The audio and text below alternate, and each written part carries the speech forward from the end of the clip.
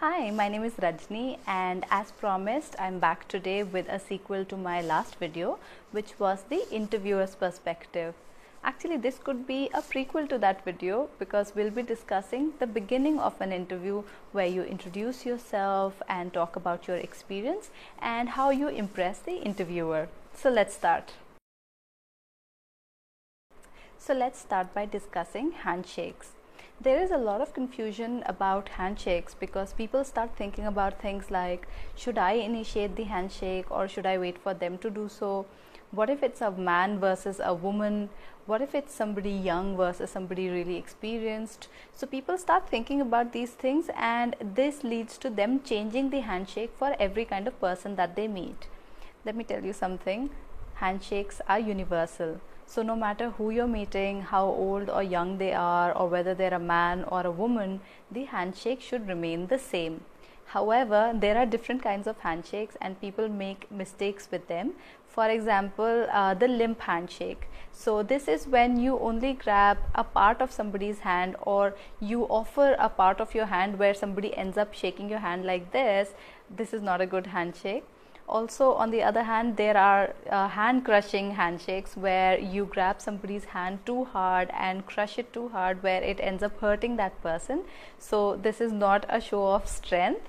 Your handshake should be firm and professional. So the best thing to do is to create a clasp. So you grab somebody's hand in a clasp and shake it once or twice and then let go. So generally in an interview, you can wait for them to extend their hand and to offer the handshake. But if they are not doing that, there is no problem. You can also initiate the handshake and extend your hand towards them. Just make sure that you're standing straight when you reach out to them, and you bend just a little bit while shaking the hand, like I told you, once or twice, and that you remain respectful in your body language while doing that and smile at them. Now let's discuss how to be courteous and professional. When you talk about courtesy, it's nothing but good manners that even our parents taught us when we were growing up. So do you remember how our parents taught us how to say, "My name is Rajni.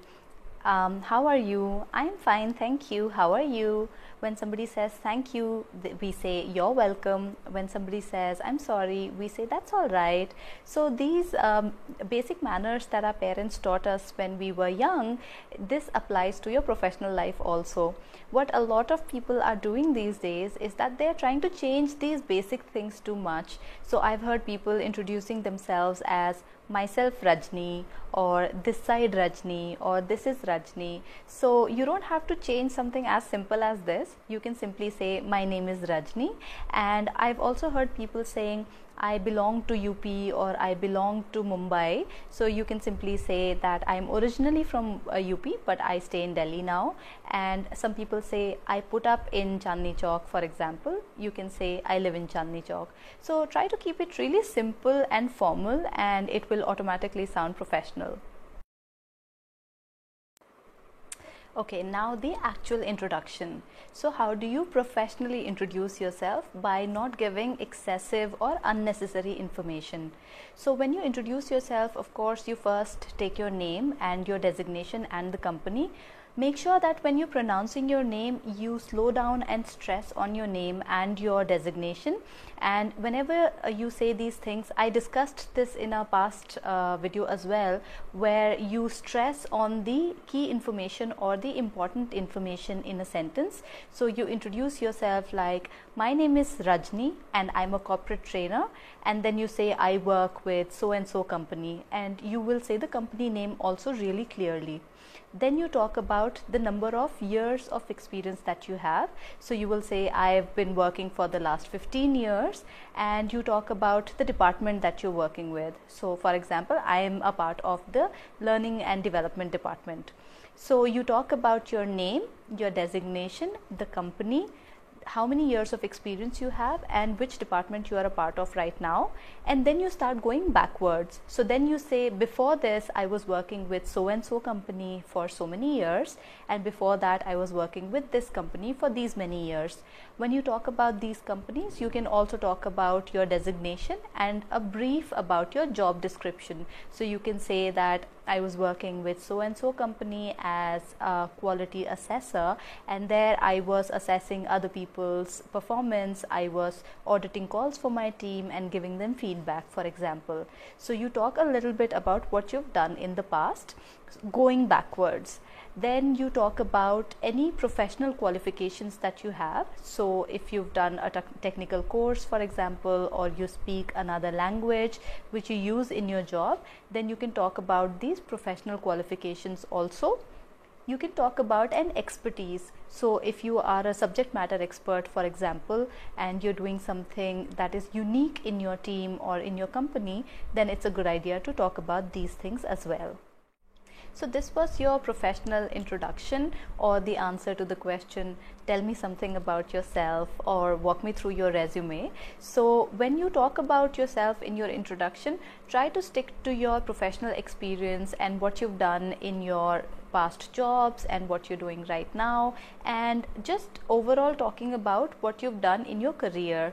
Now, where do you stop talking about your career, and what else can you include in a professional introduction, or when somebody says, tell me something about yourself? Here you can also talk about your education. So you can say something like, I have masters in general psychology and I completed that in the year 2015, for example. So you can talk a little bit about your educational experience and what all have you done in terms of your education. And here also you can talk about any extra courses that you've done, any technical courses that you've done, or any diploma courses. You can mention that here as well. If it's relevant to the position that you're applying for, or if it was relevant to a past job, then that's even better.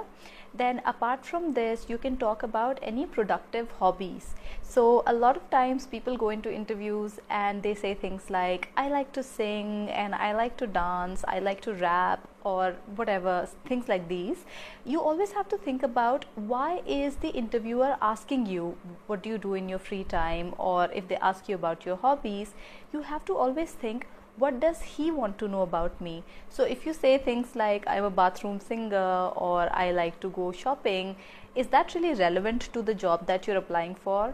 How can they use this information for your job? So it's always better to say something productive. So anything that adds skills to your job description, or if it's adding value to your skill set, then you should talk about that. So if you're saying, for example, that I'm learning a new language, it shows that you're open to learning and that you always keep doing something new or learning something new. You can say that I am doing a short course in something, or I am developing myself like this. So when you talk about these things, they sound better than random hobbies like singing and dancing. Also, when you talk about sports, you can talk about that because it shows that you are a team player. And also some companies have sports teams and they have their own tournaments within the company, so that may also be relevant there. So here I'm obviously talking about somebody who has had experience. So you've had 3, 4, 5, 10 years of experience, and that's why you are able to talk about your past experience. But what if you are a newcomer and you are a new joinee and you've had no past experience? In that case, you should just introduce yourself, say your name, and talk about your education or any professional qualifications that you have. Try to talk about any productive hobbies, and then you can refer to my last video where I talked about how to give answers, where you talk about values and good work ethics. So you can say things like, I am a newcomer or I'm a fresher, but I am hungry to learn, and I'm just looking for mentors who can teach me something, and I want to keep adding something to my skill set, and I want to be able to become an SME at some point. And talk about these things where they see you as somebody who will be a value addition to their team or to the company.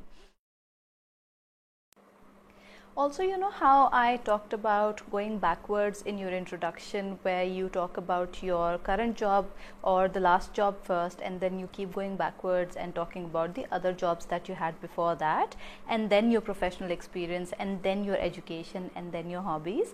So your resume should be similar. So even in your resume, you start with your name and your designation, your date of birth, the basic information. Also make sure that you know which information is obsolete obsolete now. So for example, giving your address is passé now, so you don't really need to give your physical address anymore, because nobody really writes letters anymore unless they are sending you your joining letter or your offer letter. So that you can provide to them when you're filling the forms, when you're joining the company. But in a resume, generally you only mention your email address and your contact number. These days you can also mention your Skype ID or your Zoom ID. So after you mention your basic information and contact information, when you start talking about your professional experience, you'll go the same way backwards. So the last company first with the number of years of experience, and then so on and so forth. So your resume should be crisp with relevant details. Don't write too much about what you're like. So I see people writing qualities about themselves, that I am very hardworking and I'm ambitious and this and that. Again, you have to ask yourself the same question: what does my interviewer want to know about me? So if I start writing my qualities or my hobbies and things that may not be really relevant, would they really consider those things and that information, and would that really help me to get this job? So try to limit the information in your resume to what's relevant and what's important, and keep it short and crisp. I think it's a good idea to write a short summary on the top of your resume, where you just mention your name, your designation, your expertise, and how many years of experience you've had. And also it makes a really good impression if you have a picture in your resume. So you can copy paste a picture on the right hand side on the top of your resume, and then after this summary you start writing the details of your experience. So this always makes a good impression. So that's it about the introduction and the beginning of your interview, and also giving some attention to your resume. I just wanted to share the basics of the interview and how you start.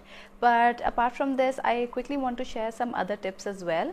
One is your body language. So when you go into an interview, make sure that you sit straight and your body language is under your control, and you don't start fidgeting and showing signs of nervousness. So while you maintain your confidence, also make sure that you don't come across as aggressive when you are overcompensating for your nervousness and you start showing aggressive body language or start seeming overconfident. Try to avoid that.